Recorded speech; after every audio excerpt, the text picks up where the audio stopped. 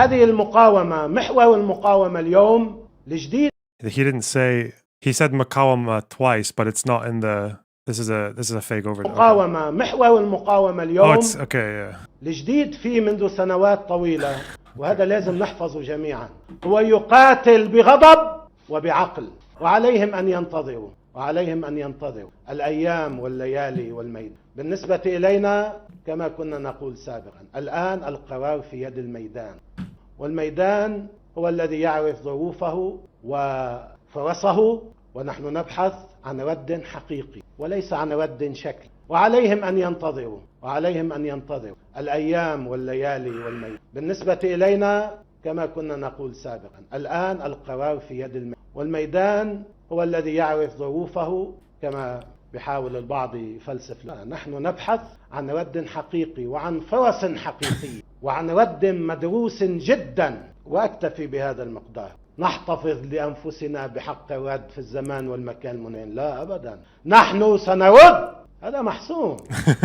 وعليهم أن ينتظروا، وعليهم أن ينتظروا. Oh no, that's a good one. الأيام Okay, that was funny. والليالي والميدان. هو يقاتل بغضب وبعقل، يقاتل بغضب وبحكمة وبشجاعة وبجرأة، ويملك القدرة. Okay. The last bit was funny. Not particularly one for scat humor. Apparently Hasbroid's Twitter really loves fucking cock and balls humor. Everything below the waist is like it's just like a free zinger to them. Israel strikes southern Lebanon. Hello and welcome to today's Verified Live. The Hezbollah leader Hassan Nasrallah has given his first public response to 2 days of attacks in Lebanon using sabotage communication devices. He described the attacks as an unprecedented blow to the Iran-backed militant group, but vowed to continue to fight Israel. The number of people killed by exploding pagers and walkie-talkies has risen to 37, with over 3,000 people wounded. The Hezbollah leader said the operation crossed all red lines. Thousands of pages were targeted by the Israeli enemy and detonated at the same time. Join me for a discussion on this. Okay, sure. Yeah. With this operation, the enemy crossed all rules, laws and red lines. It didn't care about anything at all, not morally, not humanely, not legally. Well, let's go live to Beirut, live to our correspondent Hugo Bachega. Hugo, you listened to the entirety of that. Give me your analysis. Yeah, I think it was very interesting that he acknowledged that this was a massive... If Hamas did this, it would be called a terror attack without a doubt. Adam, why are you here? Why are you acting as if every military on earth has equal fucking justification to go to war? It's so stupid, anyway. SmugBug. Hello. How you doing? This is the pre-debate fucking grunt. Okay. Sorry, I was intimidate me. Back. No, I'm here to finally fight you, Father. Okay. Okay. Right. I thought you were bored of Israel Palestine. I thought you didn't give a shit. Hey, but as soon as some fucking pagers explode in people's pants, you come here. You come running. Exactly. You know my fucking bit. Look, the reason I care is because normally my view on Israel Palestine is that it's this horrible little fucked up box that generally doesn't have very much that's useful to generalize to global politics or foreign policy. You heard what I said. It generally isn't like useful to generalize to anything else. I feel like Israel Palestine is so unique that usually it's not very useful to talk about except in the context of Israel Palestine. You might disagree with that. I just don't I don't generally want to get bogged down in that. But this shit sets an insane precedent. I fucking hate it. It's awful. I get that it's funny, it is kind of funny, and I get that it was fairly well targeted. The part that I'm really worried about, other than the injuries, which is obviously as fucked as anything else that's happening there, is planting. And I don't know if you agree, like, because obviously there's conflicting reports, but are you on the page that they planted like plastic explosives in the pages at some point in the manufacturing chain or in like a customs holding port, something like that? It seems to be the case. It seems to be that they also made sure that it was specifically going to Hezbollah because of what the IRGC guys said, that this particular shipment of pagers was just for Hezbollah. Yeah, so that will make sense. Fairly well targeted, whatever. I think that obviously, and again, I usually don't care that much about international law other than it just being vaguely useful. You know, obviously there's reasons that booby trapping is bad, right? Like, if you don't know that a device is dangerous in a military context, even if you're a military fighter, and especially if you're embedded with civilians in the way that Hezbollah is, those things are easy to leave around, hand off to people, just kind of end up in circumstances where more civilians can be injured. And it does seem like a lot of bystanders were injured. They detonated 2,000 of the 3,000. There were 2,800 injuries, which is not great, right? That means a lot of bystanders were probably hit. And I imagine a lot of those weren't necessarily Hezbollah, because those people were just out and about doing shit, right? I'm not sure, because I don't know where the exact number of detonated pagers came from. I read anything between like 2 and 5,000. But if you have something that's more confirmed, I don't know, because this is from like 2 days ago. I heard it was 3,000, and 2,000 of the 3,000 were detonated. There are some reports that it was in a panic, but I'm less interested in the details than the idea of planting plastic explosives in consumer electronics. Like, that is a bad precedent to set. That is the kind of shit that leads to copycats, replication. It's a little bit similar to the like the letter bombs in like the 60s or 70s or 80s. Like, there was a period where Mossad were like trying to assassinate former Nazi officials and shit like that. And then, a decade or two later, the IRA started using letter bombs as well. Like, terrorist organizations are going to pick this up. These kinds of logistics are pretty easy to emulate for any petty dictator, and now a US-backed state has done the same thing, right? Like, that opens up the box to justify a lot of future copycat behaviors in terms of these kind of, not terrorist attacks, because it's a state-sanctioned attack, presumably, but a, terrorist-like attack that is fairly indiscriminate in its targeting. So I really, really don't like the precedent of just booby trapping being a thing we have to worry about now. I mean, over the next 20 years, as shit gets rockier and more, populist, fascist governments going to come into the fore, like, it's so easy for manufacturing chains to end up with shit like this happening more frequently in the future. I really don't like this as a precedent. Okay, so a few things we need to get out of the way there. So do we agree that this was probably, given how Hezbollah fights, this is about as targeted as you can get with them? Yes. Right. I think that it's pretty close to as probably targeted as you can get, sure. Does it matter whether or not it was legal to you? Not inherently, no. Okay. I think it is still up in the air whether or not it was legal. There seem to be two contentions I've come across so far. One is a less clear one, which seems to suggest that booby trapping is only if you detonate it remotely. I don't know if that's necessarily true, but I think just going to start with the better one. The better objection, I think, is that booby trapping is it doesn't count if it's for military equipment. So I think I can find the phrasing for Additional Protocol 2, because this is what Israel's actually signed up to. Is this on the IHL? This is... I think I read this earlier. Additional Protocol 2, it's not on Red Cross. Oh, it probably would be a copy of it on there. It's Article 7 of Additional Protocol 2. Okay. Where are 14? I've got this up here, actually.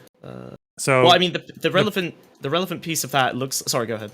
Yeah, because Chapter 2, or Point 2, whatever it's called, says that it's prohibited to use booby traps in the form of apparently harmless portable objects, which seems quite clear. But then paragraph 3, A, says that basically you can't use them unless they're placed on or in the close vicinity of a military objective. Clearly they were literally, in some cases, on military objectives or in very close vicinity, to the point that sometimes...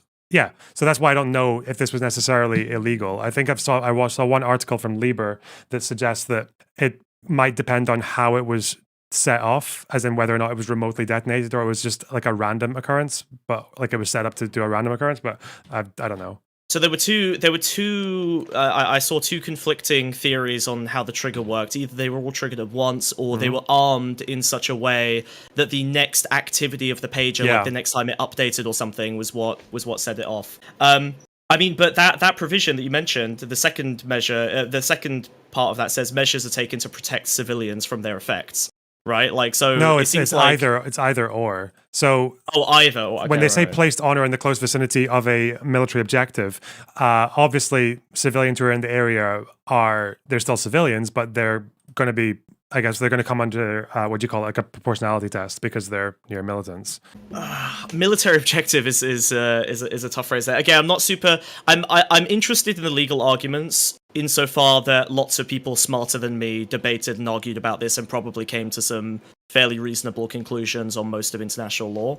Like, when I see they are placed on or in the close vicinity of a military objective, like, does that mean can a person be that in the sense that they intended here? Because I can see the way that's phrased. It feels like the argument to me is like you're placing it on something you want to destroy, right? I don't know if like a person walking around, like, okay, would you consider a I don't know, an American infantryman walking around, acting in like a policing capacity to be a military objective in Iraq or whatever. Like, let's say the Iraqi government managed to pull this off on American walkie-talkies during the Iraq War while they were walking around, even civilian areas. Like, would you say that those people were military objectives? They probably, yeah. I think soldiers are military objectives. Yeah.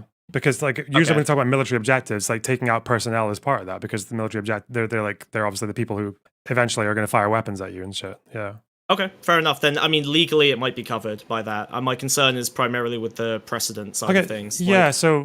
Precedent, is it not the case that countries that, like you said, like fascist countries and all these extremist countries, like they violate international law anyway? So why?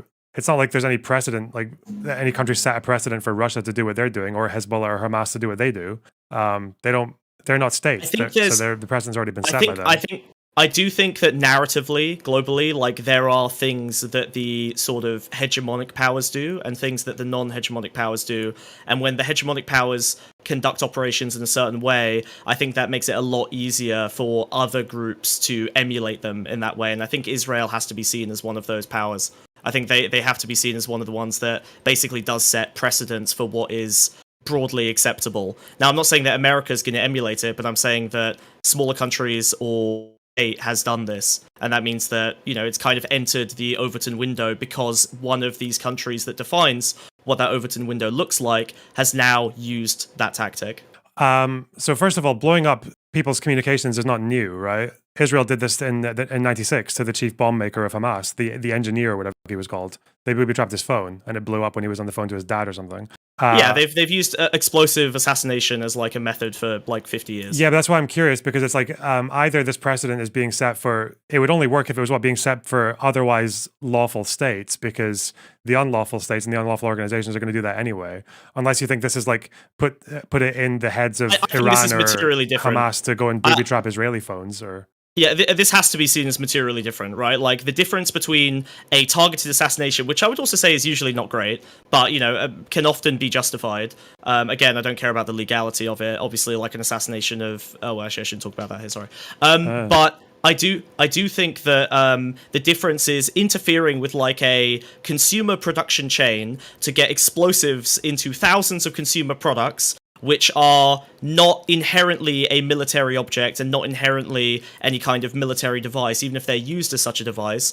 Like, well, you're loading a lot when you say, yeah, I know, but you're loading a lot when you say consumer device and like non-military object. But the fact is that if you look at the details of this Hungarian straw company, which it seems to have been, is that they were very, very particular about making sure that this was only intended for purchases from Hezbollah. They weren't like a regular old pager manufacturer. They didn't seem to be a manufacturer at all, actually. So right, but the problem is in the booby trapping, not legally booby trapping. But the problem is taking a consumer device, turning it into a weapon. Regardless of whether the targeting was effective or not, you have to look at the way that these decisions were made before the actual event took place. And I don't know that you can plant explosives in 3,000 consumer devices in a port or factory process somewhere and say that where those 3,000 consumer products are going and going to end up before you detonate them. Like maybe they got lucky.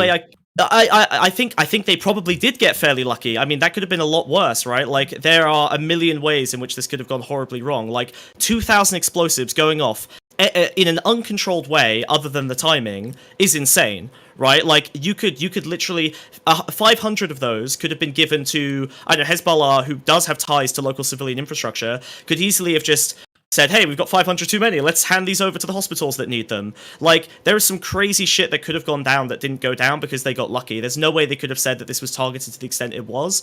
There are too many variables at play at this stage, and I hate the fact that global logistics is now becoming something that you have to think about when it comes to, potentially harmful things being put into your devices. Okay, yeah. So here's probably I can reword what you're saying a little bit to make it a valid objection. Sure, yeah. If Israel had... is it not valid? on its face. Because I think Israel seemed to be, because we know that Israel has informants like basically everywhere. That's how they managed to do the thing in Iran. So if it were the case that they were actually completely in the dark for potentially weeks or months about where these pages ended up, if they had any, if their answer to, wait, what if Hezbollah have given these pages to their soldiers, but for some reason have decided to distribute it amongst their civilian members, or even just people who work in civilian areas that they run, like hospitals, then and the Israeli answer to that question was, we don't know, we're doing it anyway. That would be pretty bad. I would imagine, based on the accuracy, that either they got insanely lucky, or they had a reason to know that those pages were still on the hands of the soldiers, because in pretty much every case it was. Apart from the 10-year-old, but that was like her dad asked her to go get the pager or something, right? Right. So I don't think they would have to have been insanely lucky to pull this off, right? Like the kind of circumstances I'm talking about feels like a, roughly 5-10% circumstance that could have occurred. And look, if Israel comes back and says, hey, we have so many informants that we knew where 90% of these fucking pages were, I guess the level of standard I would need to have is when these explosives went off, I would want them to know where those explosions are happening, right? And that seems like a fairly reasonable desire when it comes to deploying a weapon like this. Now obviously this is absurd, but let's say this was deployed, let's say that Lebanon is a surveillance state and Israel has hacked into their cameras and they fucking checked every single one before deploying the explosives. They had enough information about each particular explosive. I would say excellent attack, very well targeted, still don't like the precedent that it sets in terms of fucking with consumer goods, but for the most part I would say that that's fair enough. Okay, but Israel, it doesn't seem practical that they had that much information. Well, so I don't know. So to clarify, if they had informants and their informants on the day said, yeah, like, these pagers are not switching hands. They haven't given a bunch of pagers to doctors or fucking receptionists. Would that be takes a lot of the edge off for you? That takes some of the edge off. The rest of the edge would be where these people are positioned, right? Some of these people were in marketplaces. Some of them were, they could have been anywhere, right? These are obviously people deeply tied in civilian infrastructure. Could have been in hospitals, schools, whatever, right? I wouldn't be surprised if they're overlapping with other roles, Hamas does with some of them being teachers. But the problem with the problem with positioning is that that's just a proportionality test, and at least we know from one of those videos of the guy in the fruit market, we know that the explosion went off with that guy, and the person next to him just kind of stepped back and walked away. He ran away. He was like a foot away from this guy who had the pager on him, and he was fine. So I think at that point they probably just had an inference that unless a Hamas person or a Hezbollah guy is literally hugging another person or is within a foot's reach of someone else, then the collateral is just going to be very low. I'm not. So again, first of all, there were 2,800 injuries. Clearly, this is a dangerous weapon, right? Mm-hmm. They said that 60-70% of the people who came in that article I linked on Twitter, the BBC article, they basically said that 60-70% of the people who came in with injuries to the face lost their eyes in that hospital. So that is, I don't think that's insubstantial. And life-altering injuries I treat as fairly important. I know that it's easy to look at a conflict like this and go, there are so many injuries and they're so hard to avoid, and injury has a wide scale of potential, moral implication, that it's easier to just focus on deaths. But I mean, for the most part, people were injured, right? Most of the Hezbollah fighters who were affected by this probably lost a limb, maybe lost an eye or something, right? They were damaged rather than killed. I don't think that you can say, unless we know more about these devices, I don't think you can say that it's that these were proportionate, because ultimately, from the evidence that I think it was a British Army officer or something who did a investigation with on the ground sources, said there was a plastic explosive with some shrapnel loaded in, right? Mm-hmm. Shrapnel is very, very unpredictable. A frag grenade can go off next to you, and aside from the explosive impact, the shrapnel itself is so varied that it could kill the person next to it. It could kill 3 people further away. It's very hard for you to say that there's an easy way to predict that. It is ultimately an indiscriminate weapon. Not in the legal sense, just in the sense that if a shrapnel grenade goes off, you can't target exactly. I don't think these pagers are, I think it's quite unlikely that these would have been counted as indiscriminate weapons, because again, I think 41 people died, 37 were soldiers. So we'd probably assume the injury ratio is about the same, no? Well, I don't know how you would even measure that, right? Like they said 2,800 injuries and maybe more pages went. I don't know. I saw 2,000 pages were detonated of the 3,000 available to detonate. So it seems like, I guess would the distinction be if more pages went off than people were injured, you would say that was proportionate, and if like fewer pages went off than people were injured, you would say that was more disproportionate? Is that what you're explaining here? Well, I'm saying that just because it seems to be that the deaths would probably be the same ratio as the injuries, right? Because if the pages that killed people were mostly killing militants, I don't know why the ones that injure people wouldn't also be injuring militants. Well, hold on. No, that doesn't make any sense. No, if I'm in a marketplace and I'm a militant, then I have the highest likelihood of death. But when that goes off, so if there's like 10 people around me, shrapnel could easily... Yeah, exactly. And apparently a lot of them, or again, conflicting reports, whatever, but if it is true that the pages went off, then they pulled the pages out of there, which I imagine this is part of the intended effect from Israel. The pages would go off, they would pick them up, hold them at head height to read them, and then go off, which explains why there were so many eye injuries as well. That is also head height for everyone else in the fucking room or everyone else in the crowd, right? So it's likely to injure a lot more people than just that person if they're in a crowd, and you can't say that these people weren't in crowds because they were just conducting their usual civilian activity. I know these are militants. I agree that they might be a valid military objective, but at the same time, like, they're still walking around doing things that aren't necessarily part of that military objective, and that includes being in crowds of civilians. So then we just have to assume then that there's like that the injury rate is different. Then the injury is maybe like 50-50, or maybe less militants were injured than civilians, which we're just never going to know because Hezbollah is not going to put martyr pages up for people who got hurt, right? Well, we know that there are... Sure, but I really feel like deaths is the least important part of this. I know that it's like deaths are what Israel is like aiming for, and so it's very easy to... And I feel like you did this on Twitter a bit as well in a way that I wasn't super happy with. You keep it like... I guess not dismissing, but you're like underrepresenting the importance of the injury side of this, of like a bunch of people going fucking blind or getting, losing limbs. Because death is the only thing that we can measure because we know the proportion of the deaths. We don't know the proportion of the injuries, but I still think it's safe to assume that at least a disproportionate amount of people who were injured, if not a majority, were militants because they were the ones who were closest. I think that's probably a safe assumption. I don't think either of us has an available standard of evidence that either of us would be happy with to say that the death ratio would compare to the injury ratio. Like, it's an explosive. More people are going to get injured than killed generally because explosives have they're going to maim people more. They're going to kill people, especially at a smaller explosive, right? If it was any larger and there were more deaths, that would be more indiscriminate. So clearly they wanted it to only focus on that. Like, Israel did a lot of things in their design to, I imagine, try to avoid indiscriminate targeting.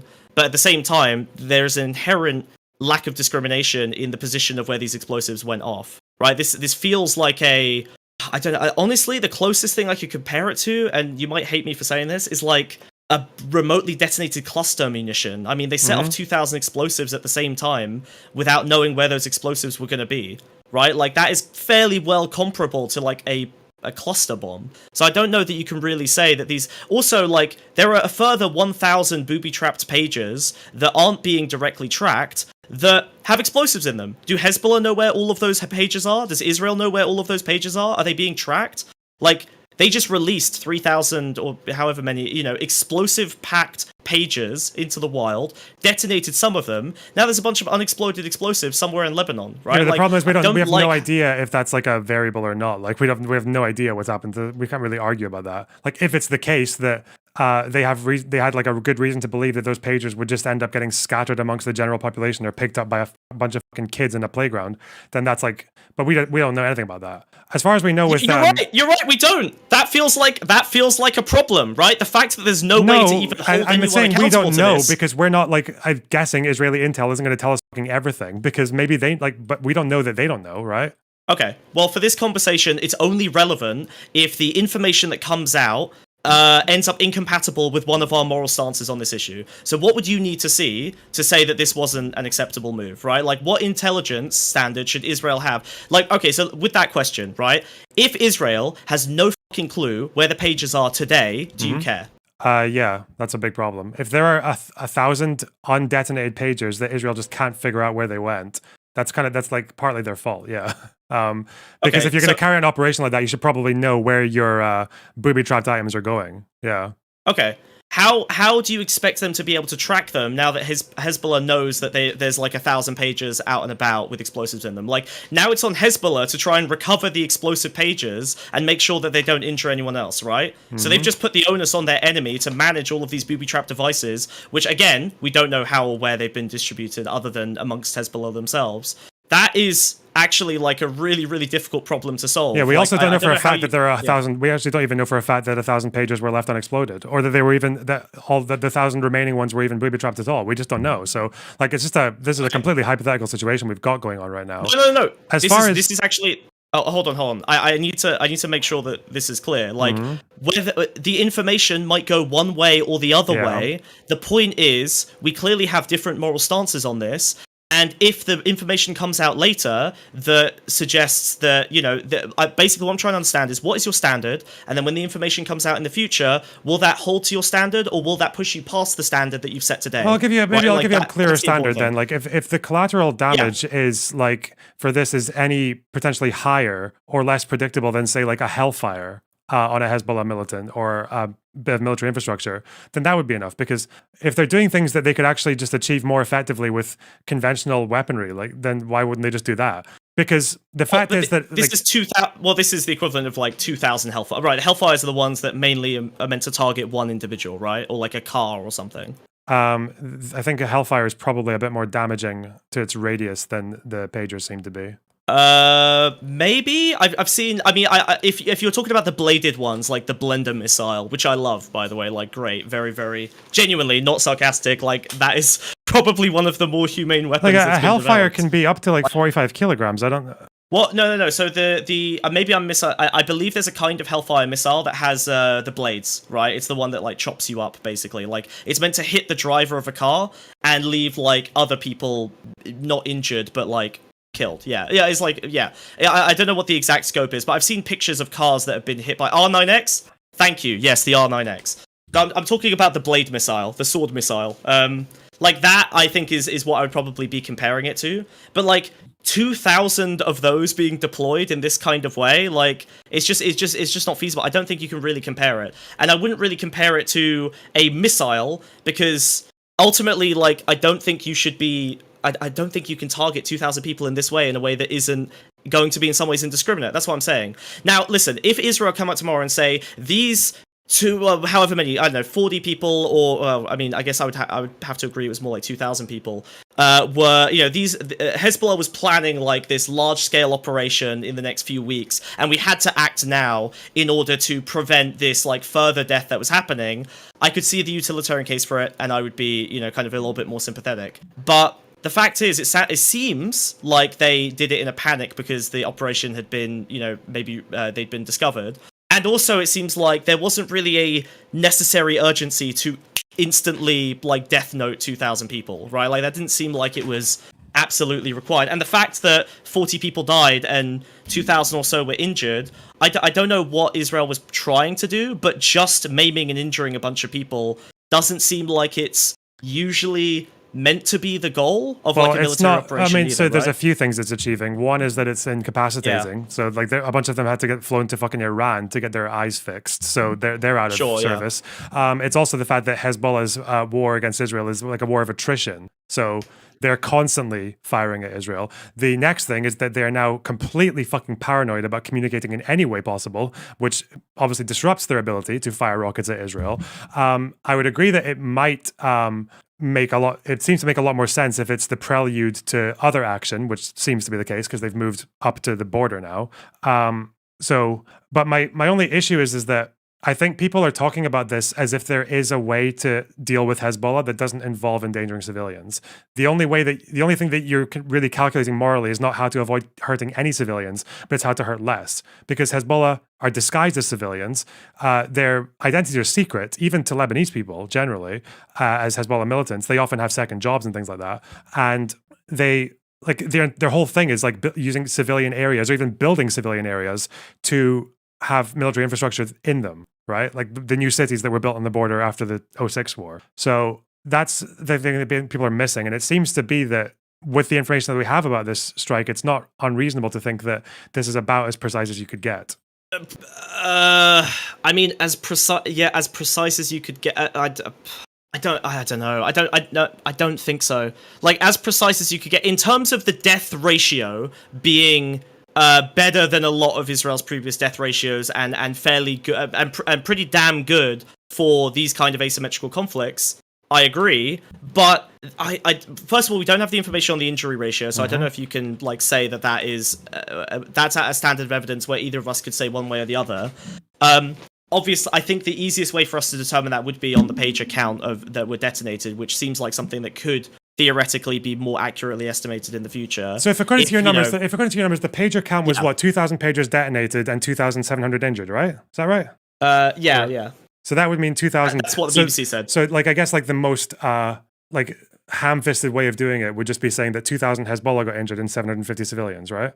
I think that would be a fair guess. Yes. That's still an insanely disproportionate amount of Hezbollah fighters who got hurt, right? I agree, and that is a good ratio. I'm not saying that is bad, but I also don't like the idea that we have explosives just roaming around in civil. Like, okay. But then we're adding in a new variable, which is the potentially rogue unexploded 1,000 pagers, which may never materialize. If they do, then that would be... I mean, the thing with landmines is that they're very effective in conflicts at the time, and then they end up being a problem for ages. So that's one of the reasons that we tend not to like landmines. Like, if Israel had some method of, like, perfect... This is the thing, and this is why I keep coming to these, like, hypotheticals, is because it seems like Israel can't have conducted this in a way that would meet my moral standard without them without them having some insane level of surveillance information or some way to, like, dissolve whatever the explosive after the fact. At the end of the day, like, I think that they've broken, if not the letter of the law on booby trapping, certainly the intent of the law on booby trapping, because you have a bunch of unexploded devices and devices beforehand that could have been juggled around before being blown up. So if we get down to it, let's just say quickly, if we get a year down the line and those 1,000 pagers have been accounted for and they haven't hurt anyone, because I don't think anyone in Lebanon's picking up a pager anytime soon. Let's face it. Would that change your view on anything on that particular question? Yeah, I think we would cut like 50% of my concern out, and the other 50% is in the interference of consumer logistics and product chains. Okay. I don't like that precedent either. Like the fact that, again, they've established that it is possible to get explosives into 2,000 consumer devices to target a group. Do you honestly, and if people like you and many others say, wow, this was so targeted, this was so great, this was actually a lower ratio than most of the traditional methods of conducting asymmetrical warfare, like, implicitly, are you not suggesting that this is something that should be done in the future if it reaches similar levels of success? Aren't you advocating for it in a sense? If it achieves similar levels of success, what if it achieves less civilian collateral for, like, assuming that whatever country's doing it has a just cause to go to war, then I would imagine so. I don't know how many other militaries have that level of competency, but... Okay. So this is the precedent that I'm scared of, right? No, but Israel's been doing this for fucking decades, and, like, what other countries are doing this? No, Loner Box, no, you can't say that, dude. They have not been doing this not for at decades. This scale, but... Exactly, that's such a difference. So wait, what copycat countries have done other Israeli-style operations? Are there loads of copycat countries who are booby-trapping people's phones, like individuals? Or, like, is that... Or straw companies? Because Israel's done that before as well. Or it's been suggested as strategies by them before. I mean, the link between the IRA and the Mossad letter bombings is reasonable, right? Like, they did use very, very similar methods to the... Now, you can't... Maybe the IRA would have come to their own conclusions, invented themselves, whatever, but Mossad were the ones that basically, not popularized, but I guess precedented mail bombings in that way. So yeah, look, if you're saying that this is an effective means of war, that it isn't illegal under, or doesn't seem to initially inherently be illegal, at least under current international law, then you're saying that this is actually something that we should probably want more of in the future if it has similar levels of effectiveness.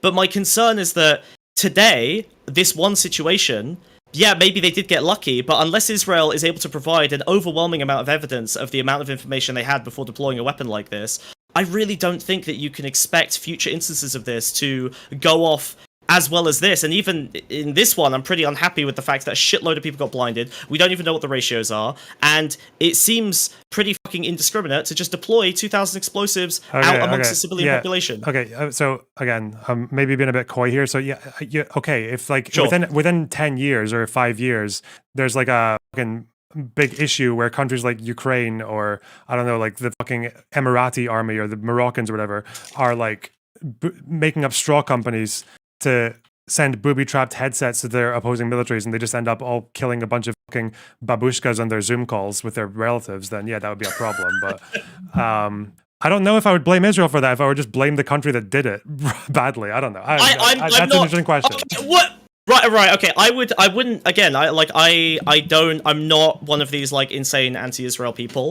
I wouldn't blame Israel for it. I don't care about the fact that Israel did it. I care about the fact that this is a horrific precedent in a new kind of modern war that is ultimately going to be incredibly destructive, I think. Like, this is the first time that this has happened, and it's not going to be the last time that this has happened, especially because so many commentators, including you, are saying that it was incredibly effective and strategic and, seemed to do a very, very good job compared to alternative methods of waging war. But I don't want the precedent to be that every time a stack of goods ends up stuck in a fucking, foreign port, that now everyone has to be worried about whether that nation ended up interfering with it, right? I feel like maybe there's some legal term for this that I don't know, but I feel like global logistics should be something that we should probably not be fucking with in a military capacity in that way. I know it's been done before, I know it'll probably be done again, but at this scale of implanting thousands of explosives because, in a shipment of goods that was created by a consumer company, it doesn't even seem like it was necessarily a shell company, right? Like it was, I don't know, they like what was the name of the page company? Like Apollo Gold or something? No, they're legit. They're legit. They're from Taiwan. Legit, yeah. But they weren't the ones. They weren't the manufacturers. The manufacturer was in Hungary. They just used the brand logo from the Taiwanese people. The Hungarian company is weird. They're like their company base is in a fucking residential flat in Hungary, quite a small one given the amount of business that this person apparently does with one owner. Yeah. It's very shadowy, which is why I don't think that they were dishing these pagers out to fucking anyone. So I see. Sorry, I know I shouldn't look at chat, but I see like 4 people mention the Houthis, and yeah, I made the exact same critiques of those fucking retards. They should absolutely not be fucking with global shipping logistics. Absolutely not. The Houthis are idiots, and they deserve to get the shit bombed out of them for that shit. All right, that's fucking insane. Well, I mean, in a military capacity, obviously. Oh yeah, okay? yeah. No, please, yeah. They should have sent the pages to the fucking Houthis. Okay, but just to be clear, everything I'm saying about this operation so far, in terms of its like level of precision or low collateral compared to how you deal with Hezbollah, like these are all so far based on what we know. These all seem to be true. That's like the most likely to me. I haven't said it's like a legally set in stone okay thing. There's reason to believe it might be illegal. There's reason to believe that they were actually lucky and careless rather than as precise as the operation was in terms of their intent. So there's a few questions that could still be answered, but right now I think it's leaning in Israel's favor. So yeah, I don't know. I agree that this particular instance is probably leaning in Israel's failure. Although again, I would maybe say that part of the reason this looks good for Israel is because Israel has, in my opinion, been disproportionate an awful lot during the war, and so they've kind of lowered their own standard, and now everyone's clapping that they've got a better ratio than they had previously because the ratio before was not amazing. So I feel like there's a little bit of that going on. I feel like there's a lot of people who are happy to say this is an improvement over a dire situation. I don't know if you can really say that that's like that's necessarily something that we want to be encouraging in terms of ratio improvement. Like it's like the foreign port part of this really bothers me. Like the idea that now global consumer products and logistics are now a vector of war in a way that they didn't seem to be in the past at a scale of potentially large scale indiscriminate harm to civilians. Like that is really the fundamental piece that I don't think changes at all with any of the future stuff that comes out. And I do want to say that if it comes out in the future that Israel didn't have the amount of information that you're positing they may have done, would you say that this was an unreasonable and indiscriminate use of force even though they got lucky? Yeah, your proportionality shouldn't be assessed based on how lucky you are. It should be based on what information you had at the time, obviously. Because I think a lot of people are looking at this and just looking at the ratios, and I feel like you fall into this trap a little bit as well. I know you don't actually personally believe it, but when you keep bringing up the death count, you are very much saying, well, the output is evidence that this was a good operation, and it is evidence, but it is not it's the better be-all and evidence than end-all. people saying it's indiscriminate terrorism or the people I'm responding to, right? Like, it's the best evidence we have so far. Sure, but those people are fucking idiots, and you can call them as such, and obviously you need to say things the way you need to say them to get the point across to them. I don't like the precedent that's being set, and I do think that there are many ways in which planting thousands of explosives into a population embedded with civilians and then detonating them all at once is functionally indiscriminate. Again, I don't care about the legal sense so much as the moral terminology. If there's another word you'd rather I use than indiscriminate, you can, but it's fucked up to deploy explosives in a I mean, it could be reckless, population but like that. it could be reckless, but that just depends on how Let's much say we know reckless. about what they know or what they knew. Yeah. Where's fucking Mina? Was she supposed to come into the? Oh, it's Mina mad? Oh, you. actually, why is she fucking spamming me? Or maybe she I'm wants going to, to talk to fucking you, kill you. Well, that's a good DM to get from her. She DM'd me saying I'm going to fucking kill you. Oh, yeah, she was in the waiting room, but I wanted like a good content flow. Fuck. With what you're saying about consumer products, the psychological damage is absolutely real. Fucking Jenk here is saying that anything you buy from Israel might have a bomb in it.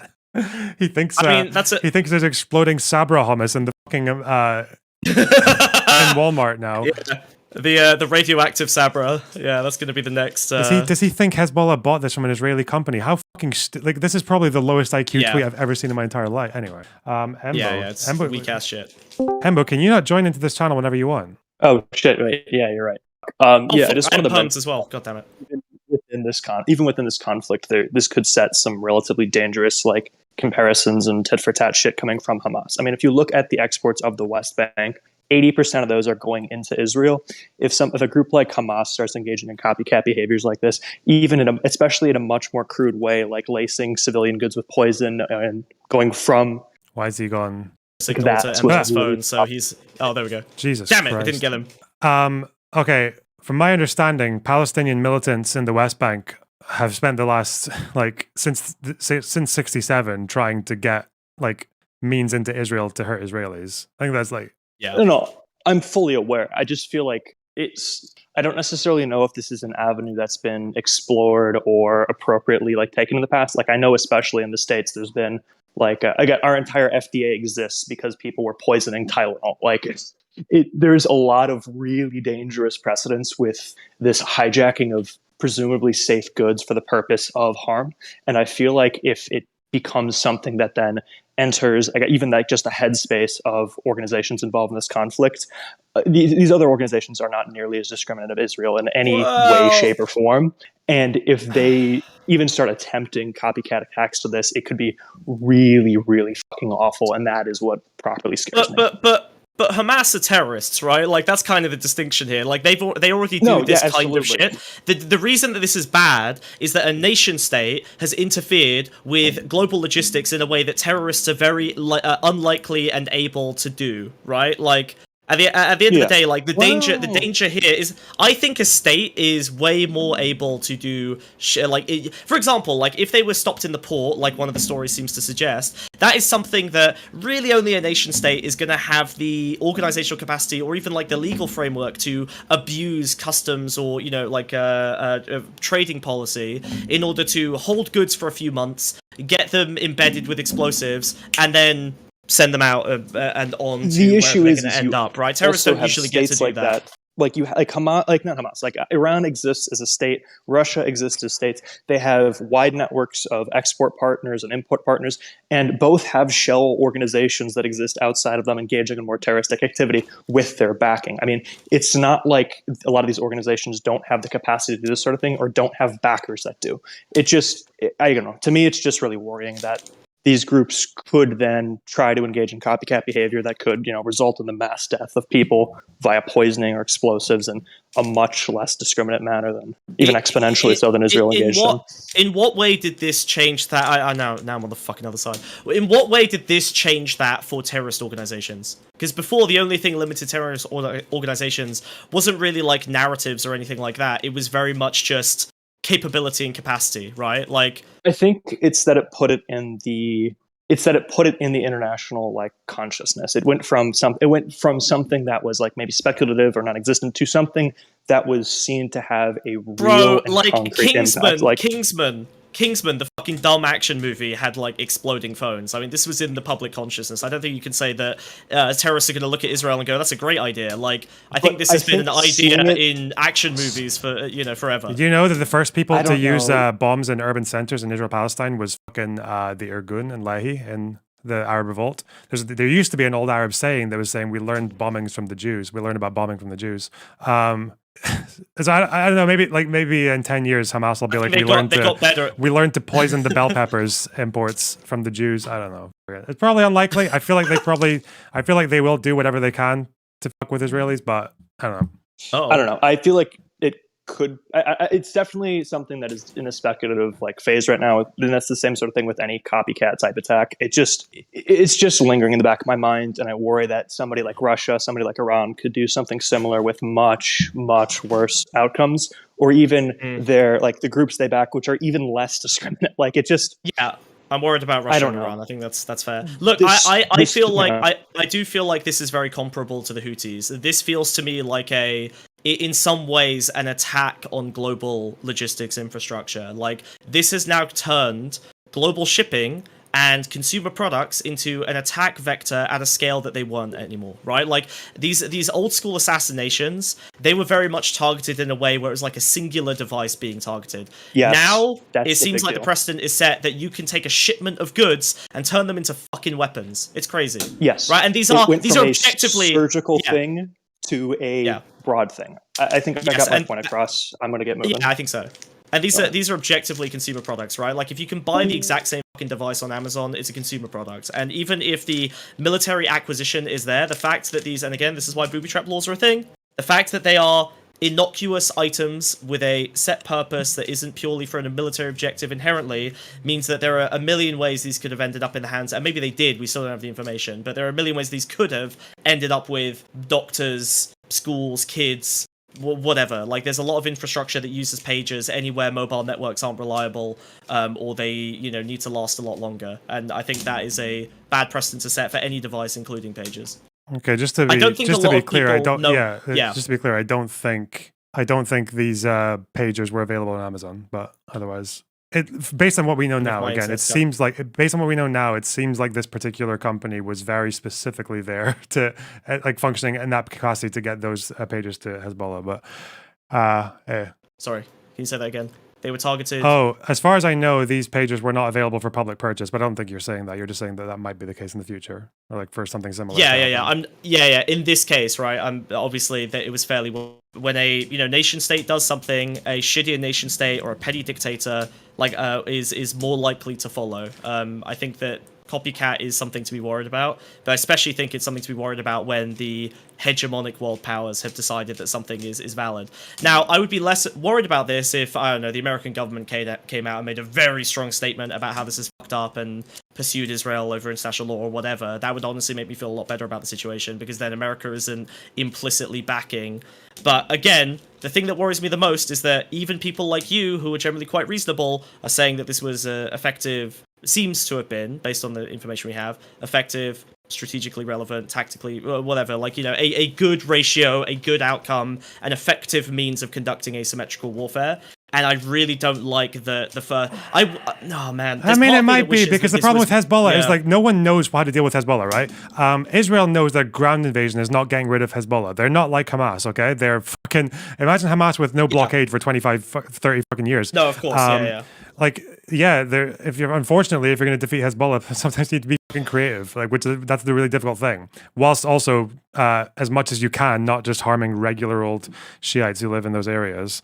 I guess that makes sense if you're working on the basis that literally the only solution and the morally correct outcome is for every single member of Hezbollah to be killed. I don't think it's about them being killed. It's about them being losing their military capacity. And I don't know, I don't know how you deal with that. Euphemism. As far as, well, no, because Hezbollah are also very relevant to the civilian population of Lebanon, especially the Shiites. Because they're the providers for them. I don't know how the fuck you deal with that as a political problem, but as far as Israel's concerned, all they really need is Hezbollah to stop firing rockets at them, or to reduce the amount of rockets that are fired at them. So sure, that's all they can do. Do you believe? That's all they can do? Really? What can it? Actually, to deal with Hezbollah? So this is where we enter my my everything else. Obviously, I know everything, but this is where we enter my domain of lack of knowledge and experience, right? Okay. Like, is there truly nothing Israel can do to resolve its conflict with Hezbollah without basically destroying them? Hezbollah's goal is to destroy Israel. Sure, I'm still asking the question. Oh, is there anything else that they can do to stop that being an issue? To resolve it politically? Basically. I mean, if a like I don't know, maybe I'm naive. I don't know that a organization saying our goal is to do this necessarily means that every single member of the organization is mind controlled to follow that one directive at all costs. Like there have been institutions around the world for the IRA's goal was to fucking get a lot more than they ended up getting, right? Like compromise. Oh yeah, I don't know what compromise you're gonna get from like. I think as far as Israel's strategy with Hezbollah. Sorry, you keep cutting out. That's why it sounds like I'm interrupting you. But I'm okay. With Hezbollah, it's I know their leadership is very clear that they will never accept a border between Lebanon and Israel. It has to be an Islamic Lebanon connected to an Islamic Palestine. That's what they want, and it's to basically sow as much chaos or terror as possible to get closer to that goal, or to frustrate Israel's existence, basically, to be a thorn in the side. Historically, Israel's way of dealing with enemies that do that is to blow the shit out of them. Like, the 2006 war was a disaster for Lebanon and Israel, but one thing it did show was that Nasrallah admitted that he wouldn't have launched those cross-border raids if he knew Israel was going to invade. So after that, Hezbollah calmed down a little bit, but I don't know what political compromise Israel can achieve with Hezbollah right now. No, I don't know. Well, I think a lot of the and again, this goes beyond my like area of knowledge, but I feel like maybe it helps that I'm coming in with less knowledge. I feel like so many of the circumstances of Israel-Palestine are defined by the historical precedents and the things that Israel has kind of made very clear that they will never change, and the things that other countries around them have made very clear they will never change, even though those things can be changed, right? Like they can physically be changed, even if politically they haven't or won't, and historically they haven't or won't. So I don't know. I don't like the idea again that like the only way to resolve the conflict is just to end a group's existence. I think it's probably more justifiable for Hamas. But even then, the ways that they got about that obviously haven't been ideal. I mean, what they could do is they could. There's this saying for old kind of like very militant but like left-wing peace processors in Israel, which is that they fight terrorism as if there's no peace process, but they pursue the peace process as if there's no terrorism. As in, you're going to deal with your like enemies who only seem to understand force in that way, but you're also going to pursue peace where you can, like obviously if Israel was able to at least come closer to solving the Palestine problem, like by pursuing peace with Palestinians and at least stopping settlements and all that kind of shit, and like having a foot in the door for like some kind of peace procedure there or Palestinian statehood, people might lose interest in Hezbollah because Hezbollah are seen as the big military force, like the beacon that's going to save Palestine. Like that's why if you look at these martyr statements, it's always they died on the road to Jerusalem. That's what they say for everyone who dies fighting for Hezbollah. Even if they die in Syria. But anyway, so they could obviously do better than that. Obviously, Israel can do better than having Netanyahu in office. Okay, and they could potentially be in a situation in the future where there's like a Syrian leader there that can be negotiated with for returning the Golan Heights, because I know Lebanon wants part of that. But none of this would negate the fact that they also have to be fairly mean with Hezbollah militants. Like that's fair enough, and I think if there was a complementary peace process that functioned the way that you were talking about it, I'd probably be a little bit more sympathetic to the argument that this is the only way that it could be done. Like because again, like every time you say that this is the most effective like this is a better ratio of kills or whatever, like the implication is there is a certainty, and that certainty is that those people have to be destroyed or the military objective has to be destroyed, or those people have to be killed or incapacitated. And once we take that assumption as true, then your ratio argument makes perfect sense and is basically indisputable. But if you don't take that as an absolute certainty, and I think a lot of people who are deeply involved in the discussion do take things like that as an absolute certainty, then it starts to, I think, interfere with the idea that these kind of attacks are morally justifiable, because instead of you're comparing them to an alternative that isn't a mass loss of life, right? And that's always going to be a much different conversation to Just should we use a missile? Should we do a ground invasion? Should we flood the tunnels with salt water? Which is base, by the way. They should do that. Or you know, like what should we? You know, how do we resolve all of these different issues? Right? Like yeah. So when I talk about the low civilian ratio or whatever, it's military rationale when it comes to Hezbollah is not about, it's got nothing to do with a long-term solution, like not even close. It's just to do with how do you inhibit the people who are firing rockets at you. That's it. It's a very immediate problem that Israel's dealing with. I get that, but do we want to silo, like even the way you framed, I cut out a little bit earlier, but even the way you framed it as you have to pursue peace as if there's no military action and military action as if there's no peace talks.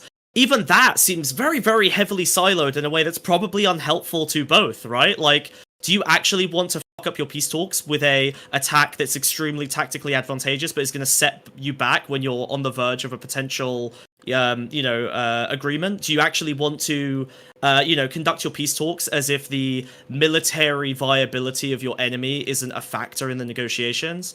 I don't know if that really works, right? No, I like, mean, if the conflict is dying down, or if there's a ceasefire or something like that, then you probably don't want to go and blow up a bunch of Hezbollah bases. But right now, there is no, like, even if Israel had the most dovish left-wing prime minister on the planet, Hezbollah is not backing down from that, right? Israel left Lebanon. Israel disengaged completely from Lebanon. Even the UN was like, yeah, you've done what you needed to do. You went past the blue line. And Hezbollah, they fired like 12,000 rockets in the space of 6 years. Yeah, I get that. That's bad. I mean, but another piece to that is, and again, this is where the limits of my knowledge end up. If like when missiles are being fired, I feel like the problem is probably more the missiles than the operators. Like, is it actually better to kill 2,000 people than sabotage or destroy? Like, couldn't an equivalent amount of effort have been put into destroying missile infrastructure and like actual military infrastructure, sabotage, that kind of thing, rather than killing the people associated with it? Like, isn't that going to end up being more effective? So Israel does strike missile infrastructure. The problem with Hezbollah's missile infrastructure is if it's the same as it was in 2006, they are buried underground in tunnels, and they emerge usually in a civilian area and then go back underground right after they fired. The school playground opens up like fucking Thunderbirds, and then a missile launcher like pokes out. Some crazy, like, I mean, sometimes it's in people's fucking kitchens, sometimes it's in like the back of a fucking like a car mechanic building, or it's like it's pretty unpredictable. So that's why, like, 2006 war, the amount of rockets that Hezbollah fired on the last day of the war was I think it was higher than it was for any other day of the war. Like, they weren't able to reduce the numbers. So the people who are obviously part of those operations they're constantly on the move. So, and they're on the move in civilian areas. And Israel doesn't have the sort of like informational infrastructure on the ground in Lebanon to figure out where these like military installations are, so they can't target them effectively. Sometimes they do, sometimes they don't. Okay, all right. But they have the informational infrastructure to figure out where these pages are going to go off?